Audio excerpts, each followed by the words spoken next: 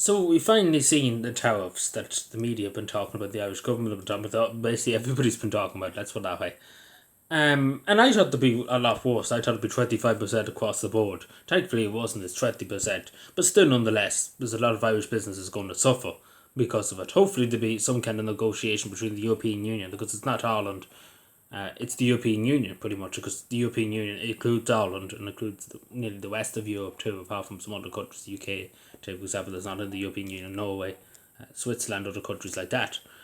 But so hopefully they can iron it out before it's implemented. I think it's another week before they implement it, so hopefully the European Union irons it out, or even gets it down, even get down to 10%, it'd be better than 20%. But it will have an effect on the Irish economy, of course. And we don't know how bad in jobs yet. We suppose we have to wait and see. But hopefully it can be sorted out before that can get there, hopefully, please God.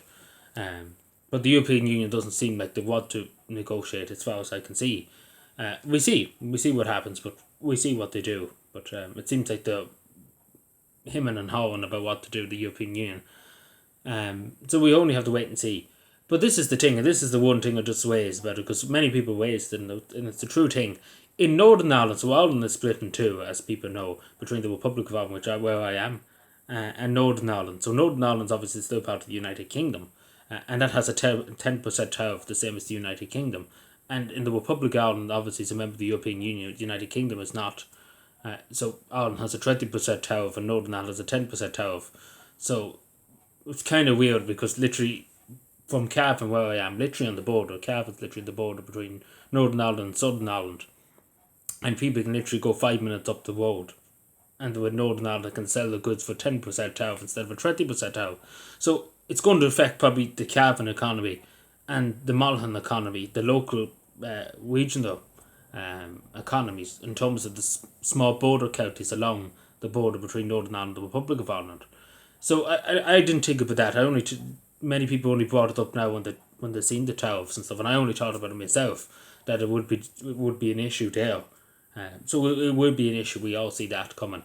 But I just want to talk about too in terms of the European Union and stuff. Like, we already hear it already from the German side, because particularly the European Union, they don't care for small countries like Ireland. They couldn't care less. They couldn't care for smaller countries like Finland, Ireland, Romania and stuff. They couldn't care less. It's all about Germany, France, them big countries.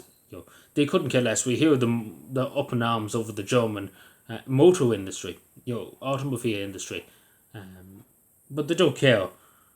They don't care about the Irish. Not a word about an Irish business. Not a word about the Finnish businesses. Not a word about the Swedish businesses. They're more worried about the German and French. Because again, they're the same people that came over here when the country was bankrupt to rob us off our route. Because the banks. But again, we have ourselves to blame, because the government bailed out the banks. They should never have done it. But the European Union came over here, and we're still paying back huge amounts of debt to the European Union and the IMF, etc., etc. Pretty much they've done a number on this country. And the same with the COVID recovery fund, they've basically fleeced the country as much as they could. So the European Union doesn't give a shit about Ireland, let's put it that way. The people sitting in Brussels, they couldn't care less. They only care about France, Germany. They care about the big countries. They couldn't care less about the small countries. Ireland to them is their golden goose, because they can take all the money they can off the country and fleece the country as much as they can. Because the government here have no backbone, regardless. They have no backbone to stand up to any of the European Union. They have no backbone at all, whatsoever. The European Union, Ursula von der Leyen tells the government how high to jump, and they do it, without question. It's insane. But, anyway, that's a big rant over when it comes to that. But I'm just saying, there hasn't been much worry about the Irish economy, particularly because Ireland's more vulnerable. You have to remember this, and this is the reason why I went on that rant there a second ago. See, it all adds up.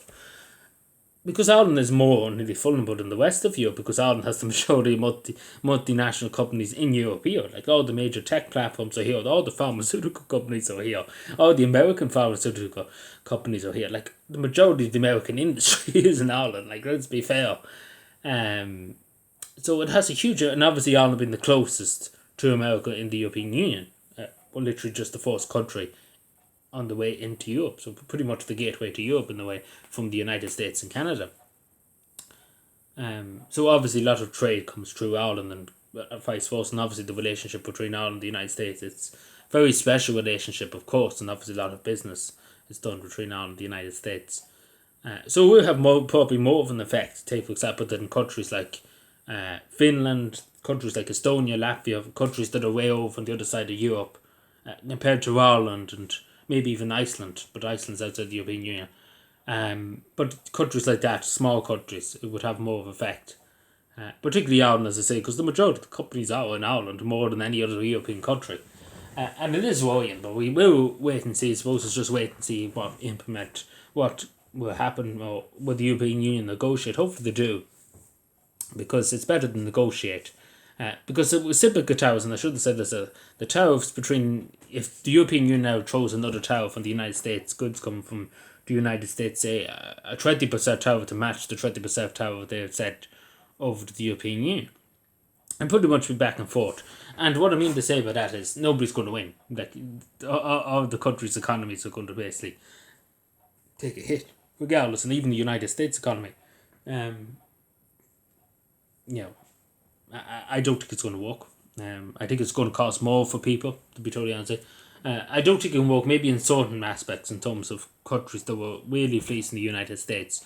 But at the same time, I understand Donald Trump's perspective and the United States' perspective too, because a lot of looking at the tariffs and looking how much other countries are charging the United States, take for example Vietnam and stuff like that, we're charging them an awful lot. Even the European Union, 39% I think it was on tariff, like trade goods coming from the United States into the European Union. We were charging 39% or something like that. I think it was something like that. I can't remember, something like that. So we were charging them an awful lot in terms of tariffs and stuff.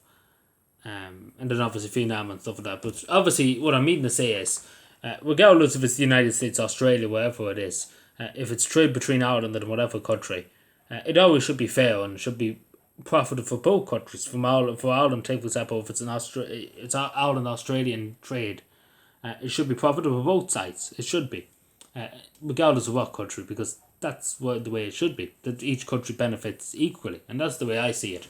That no country benefits overly benefits. That's what I'm saying, and I think that's fair. And I think everybody would agree that no country undervalues a country's trade or overvalues it in a way, and it's all just equal in the middle.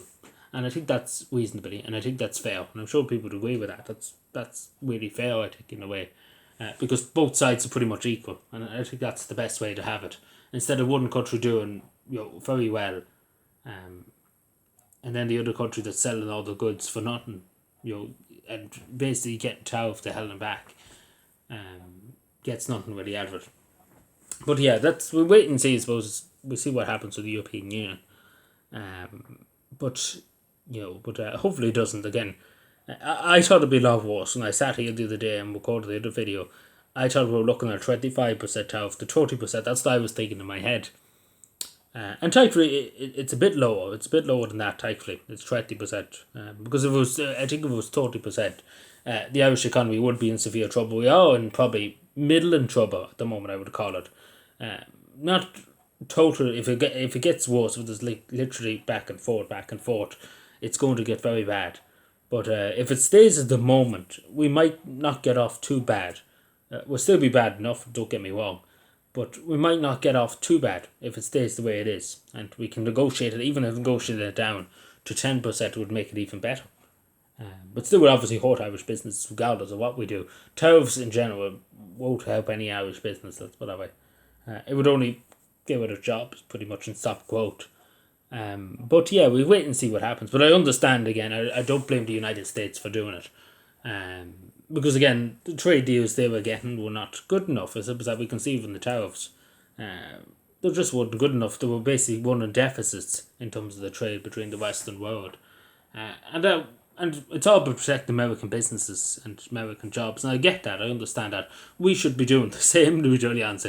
But Ireland doesn't care about Irish businesses and stuff. They don't care. Same with the European Union, they don't care about Irish businesses. The only time they care about is when the money doesn't come in for the European Union. That's the only time they care. Anyway, let me know what you think, subscribe more, and bye.